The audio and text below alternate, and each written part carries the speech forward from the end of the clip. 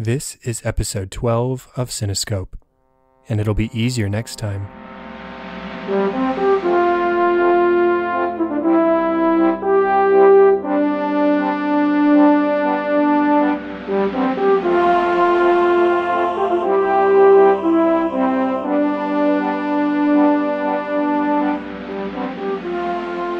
Welcome to Cinescope, where our goal is not to criticize or to assign ratings, but rather to celebrate the movies we love, exploring story, characters, music, and relevance to the world around us.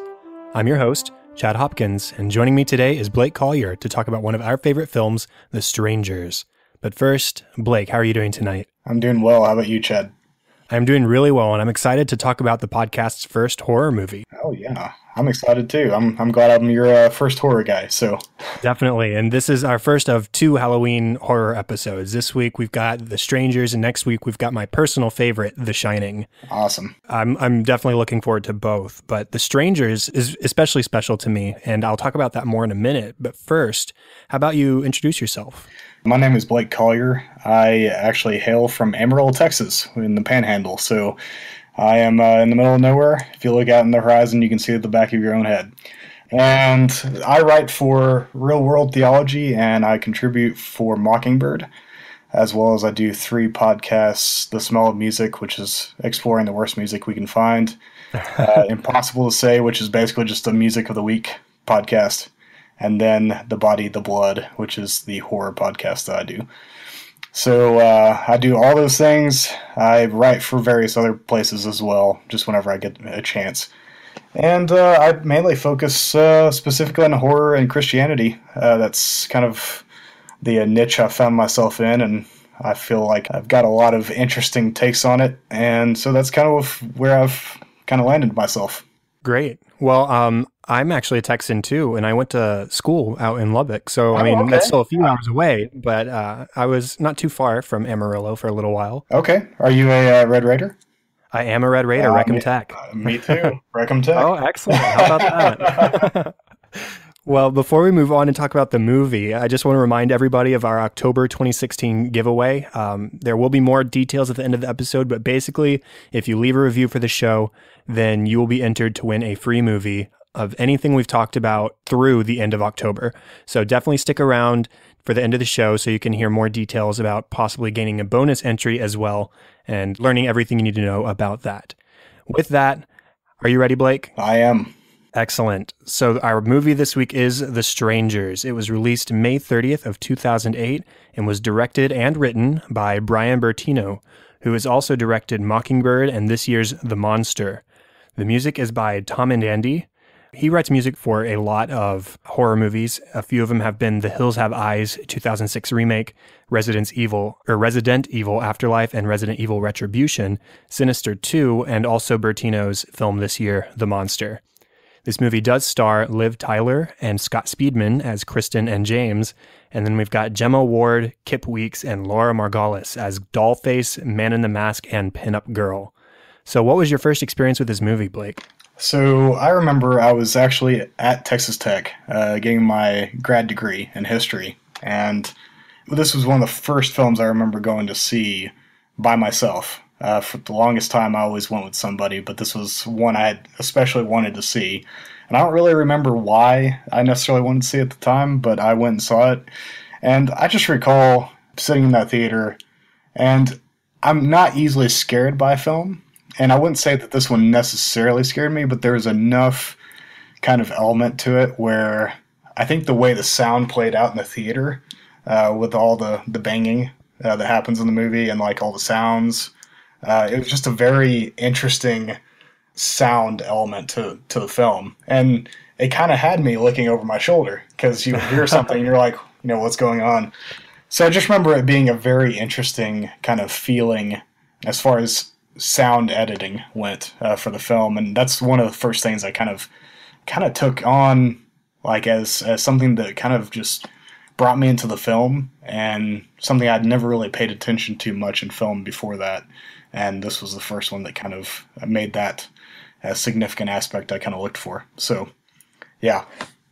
I'm impressed that you went and caught this in theaters by yourself. Yeah, no, it's crazy. And, I seriously cannot remember why I thought that would be a good idea. So, I mean, I've definitely gone to the theater by myself many a time, but yes. I don't know if I've ever done it for a horror film. So Yeah. that's a little bit different. Well, and it's funny. I actually end up going to see movies mostly by myself now, and most of the movies I go see are horror films. Uh-huh. But like I said, I think I've only been scared by one film to where I've lost sleep over it, and it was Paranormal Activity. And I don't think that's a particularly great movie, but for whatever reason, it scares me to death. But this one got my heart racing, but I went to sleep just fine afterwards. So. Well, my first time viewing this movie, I was a senior in high school, and we had decided to go trick-or-treating that year for whatever reason, for the first time since probably late elementary school, middle school, something like that.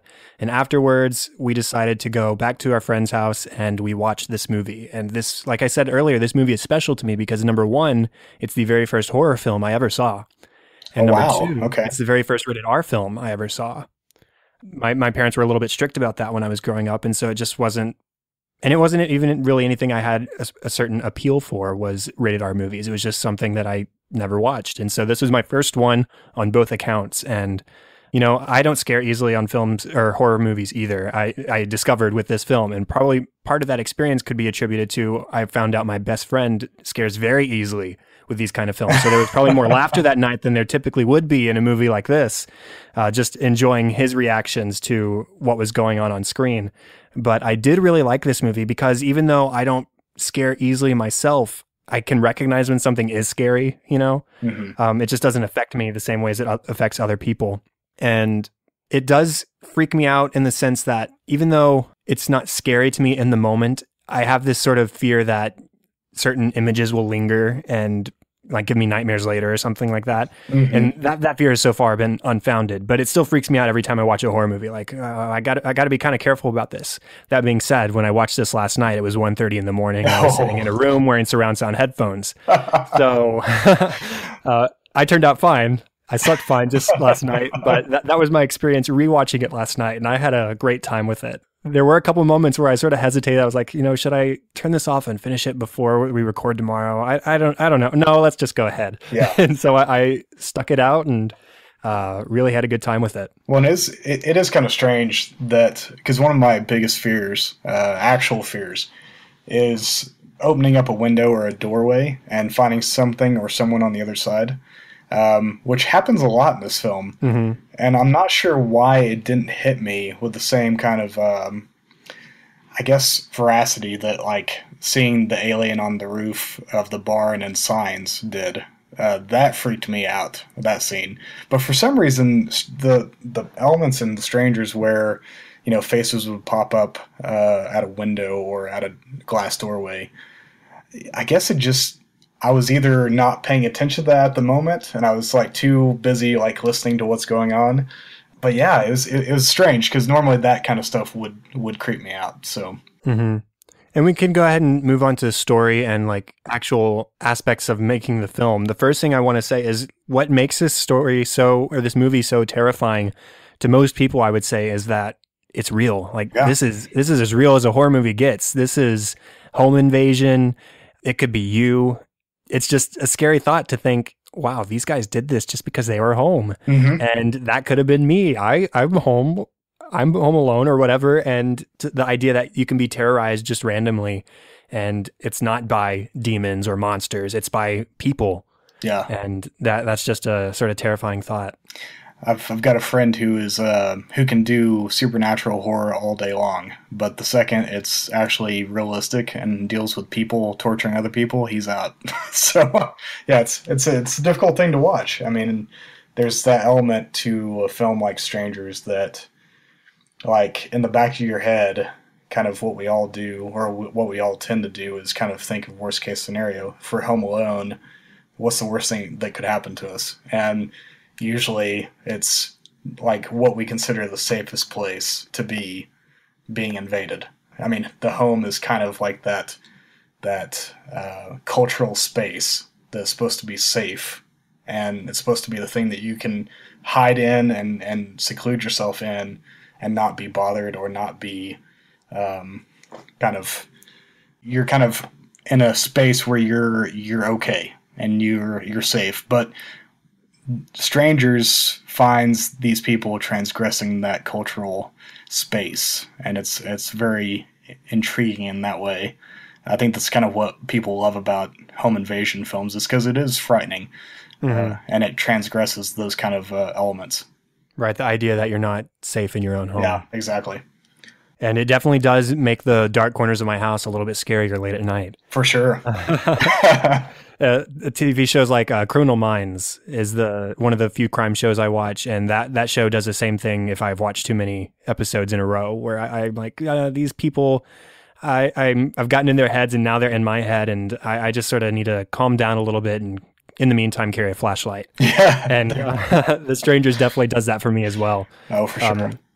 And the scares in this film, I think, are so effective, even when they're just scares for the audience. You know, there are moments, the very first time we see the person in the mask, the man in the mask, is in the background while Liv Tyler's character is just standing in the kitchen. And we see him just standing in the background. He sort of cocks his head to the side as he's watching her. And he sort of slowly creeps forward. And all of a sudden, the camera turns around so we don't see where he is anymore. Mm-hmm. We're sort of freaking out because we don't know, even though she has no idea, we know that he's there. And so we're sort of, our heart's pounding, and the camera cuts back and he's gone. Yeah. And she's still safe, but we know he was there for a moment. And so that the way they build tension that way is very, very well done. There are several moments like that where the scares are just effectively set up. Yes. Well, and it's effectively set up, and it's not cheap. I feel like a lot of horror films these days kind of vie for the cheap jump scare. And this one just ratchets up the tension for the whole film. And eventually, I mean, you'll get those jump scares occasionally just to satisfy kind of that visceral need in the moment. But most of the time, it's more about building up like the sense of foreboding. You know, where are they? You know, are they like together? Are they on separate parts of the house? You know, who's inside, who's outside? It's just you're so disoriented within, you know, this house. And I think it's interesting. I think one of my favorite parts about the film is exactly how he's able to give us the floor plan of the house. I mean, I think if by the end of the movie everyone can draw a pretty simple floor plan of that house. It's a traditional kind of ranch style house. And he intentionally was willing to kind of lay out the space that the horror was going to take place in order that, you know, we are comfortable with the characters. We can say, well, I feel like if I was in that situation, I could go into this room or go into that room and hide or whatever. I just think he does an excellent job of spatially kind of setting up this movie. And that's probably one of my favorite things about the film overall. And I think that the use of camera in this film is very well done too. It's handheld, and because it's not like Captain America Civil War where it's just high intensity action, mm-hmm. the subtlety of the camera movement, because it's handheld, isn't bad. And in fact, it can sometimes raise the tension because he'll put it in these like hidden areas where you're almost definitely viewing the main characters from the perspective of one of the masked people hiding in the shadows. Yeah. And the fact that they can't see you, the main characters can't see you, adds that extra level of tension because you are viewing it from the perspective of the bad guys. And the handheld camera, the subtle shake also sometimes allows your eyes to play tricks on you. So it'll pan over the forest, and because it's a little shaky, you think, oh, what was that? What was that? And maybe in that particular shot, nothing was there. And that makes the moments when there is something there all the more sort of delicious as far as horror goes. Mm-hmm, for sure. Yeah, it's interesting, you know, even on like, you think of chase scenes in horror films, and I remember the part in the film when Liv Tyler or Kristen McKay is crawling away from the shed, and I believe it's the pinup girl that is following behind her, but she's just walking after her. Like it's like this very intentional, vicious feel of a chase. Like she knows that this woman cannot go anywhere, so she's taking her sweet precious time, and she's just casually following her. Right, they're playing with their food. Yeah, exactly. I mean, that's the beauty of this film, is the way it plays with people. Like, they're there just to toy with these people until the very end, and I feel like that's even more cruel of kind of a setup than most of like what you would consider to be, what they call torture porn. I feel like that's more viscerally unsettling than any kind of gore that can be done. I agree. And, personally, when it comes to horror films, I don't care for the torture porn or gory movies. I don't do extremely well with the sight of blood when it's gory blood, but in stuff like this, where it's all about the tension and the setup of the moment and the execution of the moment, that's when I really get into a horror film. And that's why I like films like The Shining so much, which we'll talk about more next week. But the Shining, it's all about the tension and making you sort of antsy in your seat and uncomfortable. And that's what I like in a horror film. Yeah. I mean, it's that element of suffocation that you're getting. It's not being able to breathe in the midst of these situations that these people find themselves in. And yeah, I totally agree. I'm a little bit more apt to like certain films that showcase gore, but it's got to be a certain type of film. I'm not a big fan of torture porn as well. But yeah, I would take tension and kind of that slow ratchet more than I will kind of grotesquerie. So yeah, and outside of the horror aspects of the film, I do want to say that I think that the sort of subtle story setup, the relationship between Kristen and James at the beginning and as it progresses throughout the film is very, very well done. Because the first time we see them, they're driving in the car. You can tell that she's been crying. Her face is still wet with tears, and he obviously looks like he's not in the greatest of moods either. And slowly but surely, we get little tidbits of information of what's been going on. We get a flashback. Well, even before the flashback, they get back to the house, and there's rose petals everywhere, and there's champagne, and there's this uncomfortable tension in their conversation. And then we get the flashback that reveals, oh, this is a failed proposal. And the setup of that aspect of the story and sort of latching us onto these characters from the beginning. So we do care a little bit about the situation. They're not having the greatest night to begin with when this all happens to them. And outside of the horror, that is very well done. Yes, it was a very good way to kind of introduce the characters in a rather short period of time, because there's not a whole lot of time in this film that isn't kind of based within the horror of the actual film. But he does a good job at kind of giving us enough emotional ties to James and Kristen to make us actually care about what happens to them. So, yeah, I totally agree with that. Do you have any more aspects of the story or the filmmaking that you want to talk about? So for like twists, I found that the scene where the friend is shot is particularly unsettling. Oh, definitely. Just because you think about it and you're so wound up in the anxiety of being invaded, like potentially getting, killed, and you're literally shooting at anything that moves, because at that point it's kind of, that mentality of like, Night of the Living Dead, they're all coming to this one place, so you better just get your gun out and start shooting. And unfortunately, the one time he actually does get a chance to shoot, it's his best friend. And the look on his face when he realizes, like, the person I just shot didn't have a mask on. You see it in his face, and I think Scott Speedman, I don't think he's the greatest actor ever, but I feel like in this film, he gave it his all. I was impressed with how he kind of, just the look of absolute, like, terror on his face when he realized what he did. It was very affecting, and I thought it was a nice twist. And, it's one of those things where you're just not expecting it, and it happens very quickly, and at that point you're like, everything is off the table. Anything could happen at this point. It's the one thing that the strangers sort of didn't plan for. It's the one thing they weren't in control. And so the moment Mike shows up and sort of throws a wrench in their plans, he's screwed. Exactly. And so in that moment leading up to the gunshot, you see the man in the mask creeping up behind with an axe. You know that James and Kristen are waiting in the closet with a gun. And so you're waiting to see how this guy is going to go, because it's going to happen. Yes. And that tension as he slowly walks down the hallway, and you're saying, hey, why don't you just shout something, say something so that they can hear and that they know it's you. And it's a moment where you really feel desperate for the characters, I think. Yeah, for sure. And yeah, that's really the only other spot. That's the biggest twist, I think, in the film that is noticeable and is really just mind-blowing in a lot of ways. So, yeah. I do want to mention just the strangers don't have a whole lot of dialogue. In fact, they probably have, 4 lines total? Outside of the initial door knocks, there's, you're going to die. There's, because you were home.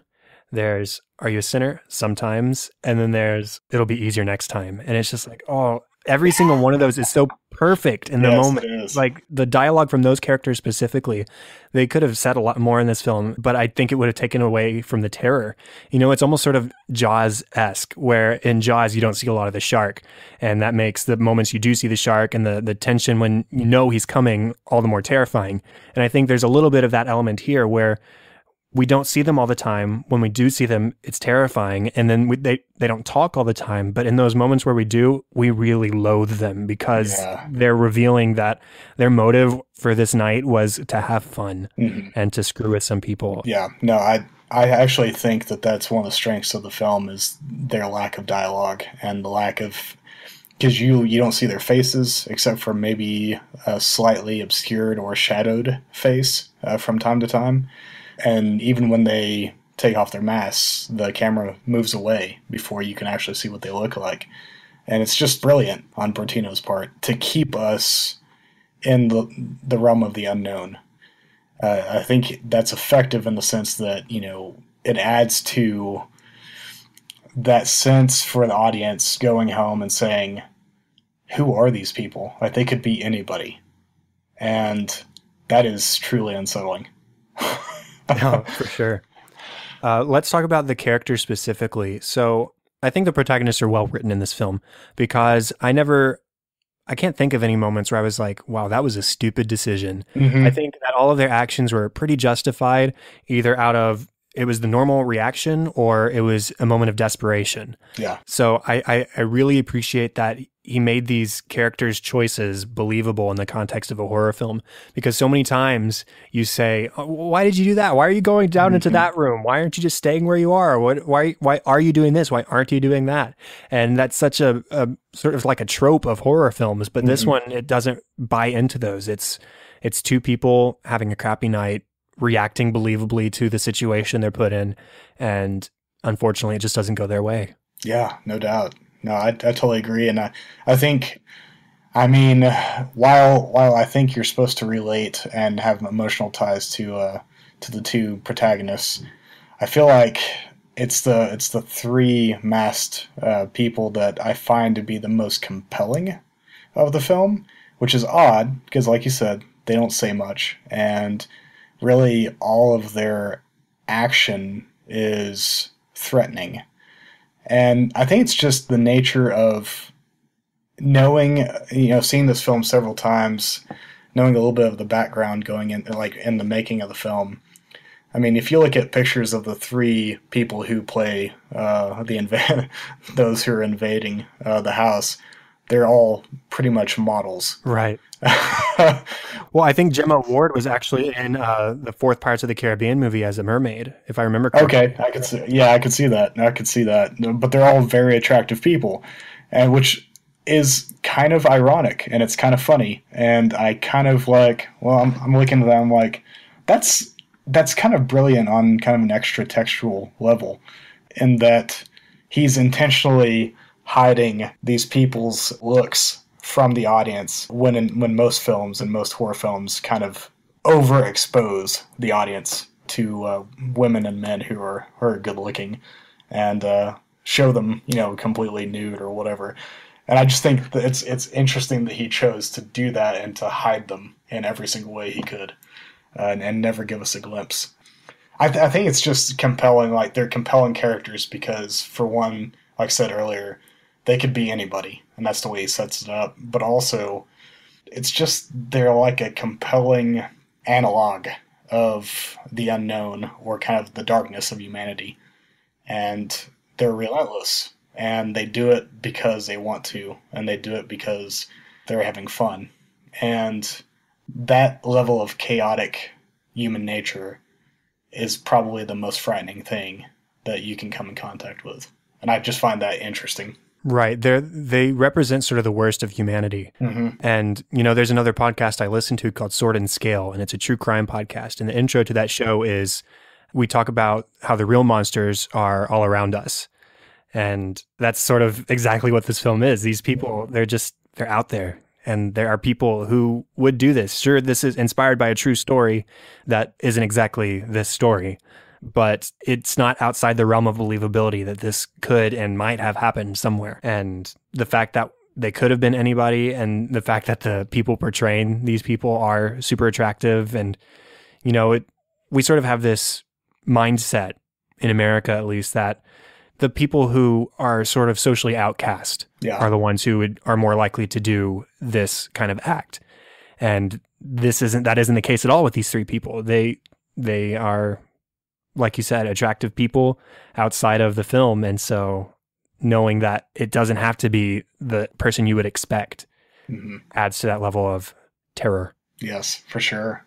It's interesting. I feel like Liv Tyler and Scott Speedman, I like both of them as actors, but I think it's interesting how Bertino chose to place them in the gauntlet of this film, because most of the interior shots of the house are done in a sound studio, and he would literally put them in the house, and random staff would go around and scratch on a wall or hit the wall, and Liv Tyler and Scott Speedman would not know where it's coming from. So that what you're seeing on the screen is actually them reacting to actual sounds that they don't know where it's coming from.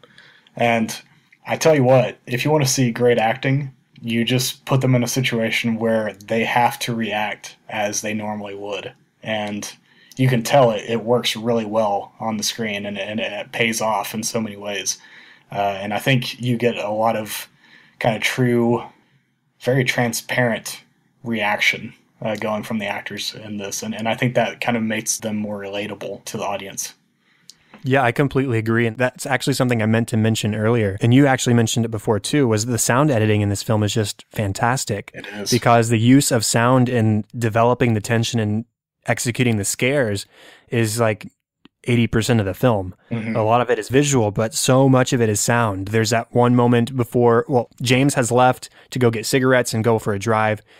She is by herself at the house, and this is where the first moment where she's really sort of terrorized, right before he gets home, and there's sounds at the door, there's people at the window, there's scratches, there's wind chimes, there's all these sounds going on around her, and she eventually sort of just cowers in the bedroom and slices her hand on the lamp, and she's just terrified, and the record starts playing, and so you know that they're in the house.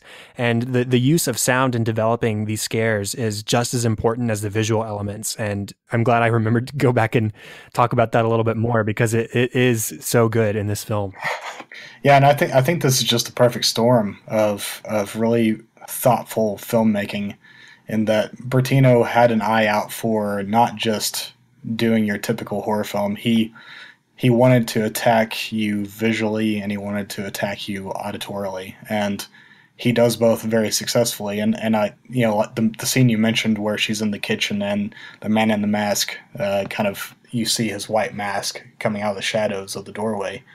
That is the most excruciating scene, but it's almost silent when that happens. Mm-hmm. And so it's like he's intentionally messing with us. If it's not just complete racket and chaos as far as sound, then it's complete silence, and we're just all we're in tune to seeing is something in the background while the character is completely ignorant in the foreground. And he just has such a great sense of space, and how the sound editing is done, it gives you that sense that they're actually in a space. Like, this isn't just a made-up set. This is actually these are rooms. These are actual physical rooms that sounds are coming from. And it's just really interesting. I know a few people who didn't care for the film, but even they have to say, the sound and the way he uses the camera shots, the background and foreground is just stunning. Agreed. And I do want to say how terrifying that man in the mask is. Exactly. It's almost like a perverted scarecrow mask from Batman Begins. Exactly. And that's already terrifying. And this just seems like a step further in that direction. It's just the fact that it's handmade and it's loose and it's got this weird shape to it. And I don't know, there's just something about that mask in particular that's especially scary. Yeah, it's actually the costume I dressed up as last year for Halloween. Oh, really? Yeah, it is. So, how many people ran away from you in terror? There were a few that gave me the side eye, but that's about it. I didn't have too many people run away, so that's good. Great. Well, the last thing I really had to say about the characters is that, because you don't understand their motivation from the beginning, it just sort of makes them all the more terrifying and their actions all the more sickening. And then when you do realize their motivation, which is just that they didn't have a motivation, they just did it for the heck of it, it just makes it even worse. And I think that makes a really fascinating villain. Yeah. It's kind of like the Joker from The Dark Knight. They just want to watch the world burn. Right. I actually wrote that quote down. Yeah, exactly. Same page. I'm glad to hear that. Definitely. So let's talk about the music just a little bit. Okay. I don't have a lot to say about it here. You mentioned earlier that it's sort of got a suffocating feel to this film. Mm-hmm. And, when you said that word, the first thing I thought of was the score to Gravity. Yes. The space film by Alfonso Cuarón and the music by Stephen Price. That film and the music in that film is designed to just make you feel incredibly claustrophobic in that space, despite the setting. Here we have a much smaller setting, but the music evokes that same sort of feel where there's a lot of like drones and scratchiness and just makes you uncomfortable.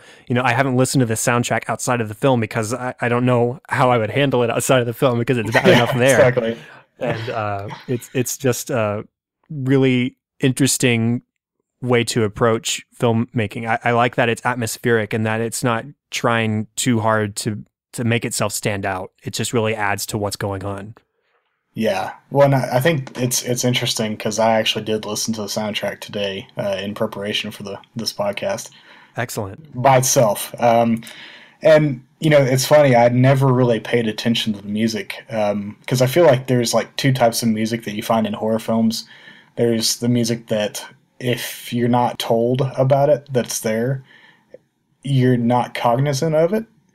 But I feel like unconsciously, like the scenes that are supposed to be really affecting are added to by the music. It's just that you're not separating it from the scenes themselves. And then there's the type of music like Halloween, where the music is a significant part of the film, and you're cognizant of the music at all times. I feel like this is definitely of the former variety. I couldn't have told you anything about the incidental music in The Strangers, even up to watching it the other night. It didn't come to mind what was going on musically. And so when I was listening to it separated today, I was kind of surprised at just how many elements are going on in the music, because there's dissonant strings, there's electronic elements, there's atmospheric kind of ambient elements, all going on and kind of having this interplay. And I'm just like, I don't remember any of this from the film. But then at the same time, I'm like, well, maybe it's just in those moments that the music builds. I'm not paying attention to the music, but the music is actually impacting how I experience that scene. Right. It's designed to build the tension and to sort of heighten the anxiety in the moment. Exactly. So I really enjoyed actually listening to the music separated from the film because it gave me a new appreciation for another element of the sound, which is the soundtrack. But, actually when I'm watching it, I couldn't have told you. The only thing I can tell you is what's playing on the record player. That's usually skipping. Because I feel like for me, that is noticeably unsettling. Whenever you have these songs like Mama Tried by Merle Haggard, or I think, let's see, what's the other one? Jillian Welch, My First Lover, and Joanna Newsom. A lot of these folk country bands and singers are being played on this record player, and then, you'll have a bang on the door and it'll scratch and it'll start repeating. it's just sickening. Like, it's sickening in the same way as you get with the music from like Texas Chainsaw Massacre, which is that like high pitched, almost Polaroid sound going on. It's looped, and so there's a sense of impending doom. That something really horrible is about to happen. So I feel like just the soundtrack and those elements, and then the sound design of the whole film work together in such a spectacular way that it's all encompassing and it's engrossing. And if you don't have a visceral response to what's going on sound wise, then you may be deaf. So. Also in the score, there's one moment towards the end of the film. I think it's when they're sitting in the chairs and they've been tied to the chairs. So it's at the very end, and I think there's this sort of percussion build up. It's sort of like a culmination. We haven't really gotten this sort of driving percussion much throughout the rest of the film and the score wise. It's like a culmination of events. It's like, this is it. This is the end right here. And so I thought that was really cool. And then there's one moment that I noticed of like actual melodic material. And that was right after Mike gets shot in the face. And so that's the one moment in the score where it's like, okay, let's give this guy his moment. Let's mourn him with a sad, mournful melody. And it fits in really well there. And then like you were talking about, the use of the record player here is just another way for them to add more terror to the film. And it's not the first film, it's not the last film to use a record player to build a scare, but it uses it just as effectively as, say, Insidious. Oh yeah, which that scene gets me every time. Oh, it does, for sure. Yeah. Yeah, no, it's. I feel like, especially in this day and age when vinyl's coming back, record players are probably gonna come back in horror film with a vengeance. So yeah, I've actually got a record player sitting right next to me. So I've got one not too far from me too. So yeah, the music in general, both the score, both the use of the record player, all that is just another part of the phenomenal sound editing and mixing and all that good stuff in this movie. Yes, I agree completely. Okay, what about relevance? So this is a little bit different just because it's a horror movie. It's not necessarily teaching us a lesson like some of the other films we talk about on this podcast, but what is the takeaway from this movie for you? I think it's challenging the nature of what we consider to be safety. Because like I was going back to what I was saying earlier about kind of this cultural idea of there's these spaces that we live in that we culturally and individually consider to be safe, and that's like the home or the police department or the hospital. And horror has a way of taking those places, those cultural spaces that we have of safety, and transgressing them and showing us that we're never really completely safe, at least not in the way we want to think about it. We're not we're not invincible. And I think that's what is really kind of compelling about this movie, is that the home is usually the last bastion of safety. And if you can't be safe at your house, then you can't be safe anywhere. And so there's this interesting kind of crossing of boundaries, because not only are the three villains coming into the house, but they're forcing the people who live in the house outside of the house into the unknown that's outside. It's this whole kind of interplay of like inside versus outside, or internal versus external. And we kind of had this sense always that the evil and the bad is always coming from the outside, when in fact it could very much be on the inside. And I think that's something that horror does very well, to differing degrees of effectiveness, of course. But I think The Strangers is one of the most effective films in kind of exploring that idea. Right, I talked about that a little bit in my notes too. This film doesn't aim to make you more scared of the supernatural or demons or scary spaces in general. Mm-hmm. This film aims to make you scared of your own home. Yeah. And the dark corners and the things that might happen to you that you have no control over. It's non-supernatural. It's the real world. And man, like I said at the beginning of the show, that's just the most terrifying thing. It's the idea that you're not safe. And yeah, I definitely think that's one of the takeaways. And then I think that the other one that I wrote down at least was, these strangers in the masks are just the worst of humanity. And there are people out there like that.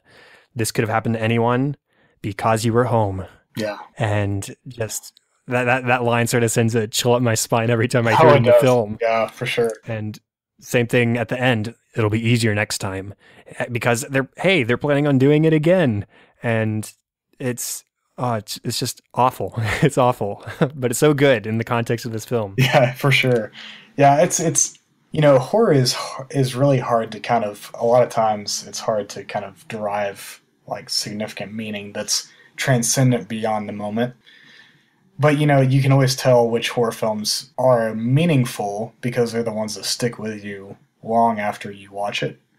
Strangers has always stuck with me, and I think it's because it does speak to the things that we've talked about, about safety and about like human nature, and when those kind of two elements meet, it's this it's something that's both specific. It's a specific fear that we have, but it's transcendent in the way that like deep down I think we all know that like there's no such thing as complete and utter safety. And so it's just a reminder. It's something that we watch it and we kind of have this sense of, it's telling us that we shouldn't give so much, I guess, focus to safety if safety is never actually completely there.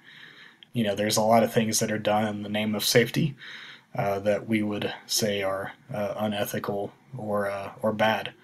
And if we have a true understanding of what safety is and what safety is available, then those things are less likely to happen in the name of safety. So I think there's elements that transcend from this film and from films like it. But it's not always, like I couldn't have told you, those kind of things when I first watched it because I was still kind of just reeling from the experience and kind of the initial impact of the film itself.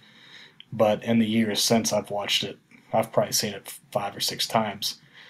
I've had a lot of time to kind of just think on it and to enjoy it, and these are those kind of things that I think about when I watch that film. Yeah, and you're right. This is one of those movies that really does sort of stick with you. Mm-hmm. And I do appreciate that it's a horror film that exists beyond the moment. Yeah. It's definitely a very good example of that. Do you have any final thoughts on this movie? I would say that this is probably one of the most underrated horror films made. I think, I don't know if you've gotten a chance to see his second film, Mockingbird. It's not quite as good as The Strangers, but it has enough of the same kind of elements, and he kind of plays with the found footage trope a little bit, and it's effective in a lot of ways.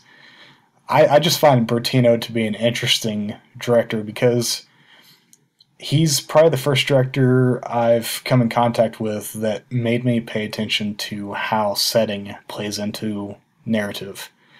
And I feel like if I didn't have a good sense of what this house in The Strangers was set up as, and the floor plan of it, and how these characters relate to this place, I don't think it would have worked. I think I would have just felt like this is just some reason to torture people and, ultimately kill them in the end.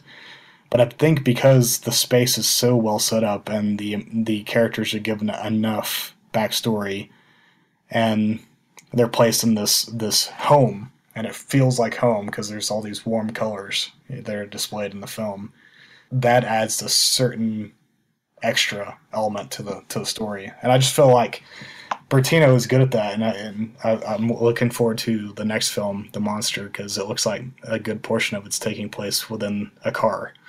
So, once again, he's playing with very tight spaces and trying to draw a story out of those spaces. So, yeah, I just really appreciate his the technical aspects. It's one of the first horror films I've seen where I actually paid attention to that stuff on a new level. So I appreciate it for that. Watching it more in depth this time around for the podcast, I definitely am interested in exploring his other films. And so I'm looking forward to branching out and checking those out and seeing what is similar, what's different, and seeing sort of where Bertino goes as a filmmaker, because he's still young. He's going to be around for a while. Yeah, he will be. my final thoughts in general, I mean, it's just one of my favorite horror movies. It's both because it was my first, but also because it's real, it's grounded, it's visceral.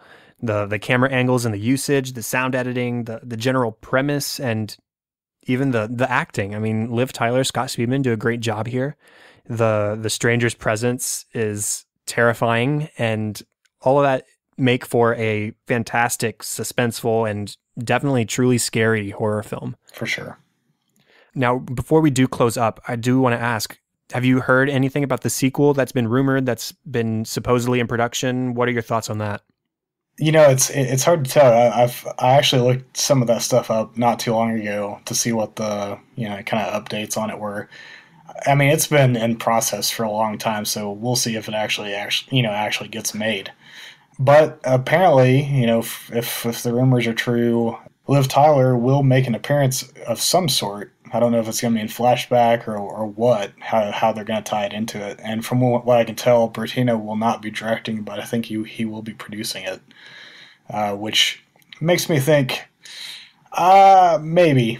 I'm not sure. Like, I feel like Bertino is the key to this film. I think it's his vision and his kind of composition that made this film work. I think if anyone else did it, the chances are a lot higher that it's going to turn into just your average kind of typical horror film. Yeah, and at one point it did actually have a December 2016 release date. Mm-hmm. That's obviously not happening anymore. My curiosity is what story they would tell, because I'm looking here at some updates on it, and apparently Liv Tyler would return as the same character, and the original 3 masked villains would also be set to return.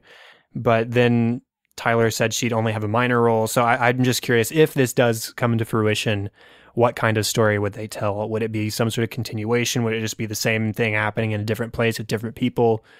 Interesting. Yeah. It's just it's an interesting notion, because it's not the typical film you'd expect a sequel to.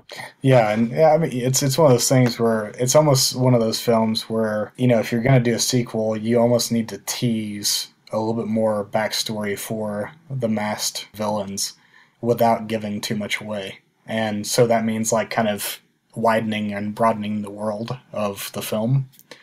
And that's very hard to do effectively. Many sequels have tried, and most of them have failed. So, yeah, I mean, I would give it a shot. Me too. I'm always down for a sequel to this movie, but I've just got a lot of hesitation going into it. Right, we'd definitely be skeptical. Yeah, for sure. Well, any other final thoughts on The Strangers? I just want to tell everybody that if you haven't given it a shot, go see it. If you're concerned that, or if you've heard people kind of diss it, give it a shot and have your own take on it, because I think you might be pleasantly surprised. Right, and like I said, this isn't a gore fest. There is very little of this film that is actual like violence. A lot of it's just psychological terrorizing. Yep. And I think that's what makes it so interesting to me. And so if you're worried about the gore aspect of it, there really isn't any of it to speak of. The violence, the main violence happens in like the last 5 minutes of the film, aside from the gunshot that we mentioned about halfway through. Yeah. And so... And a lot of that is implied too. Right. Right. So definitely don't let that be something that scares you off. This is just a good, well-paced psychological thriller.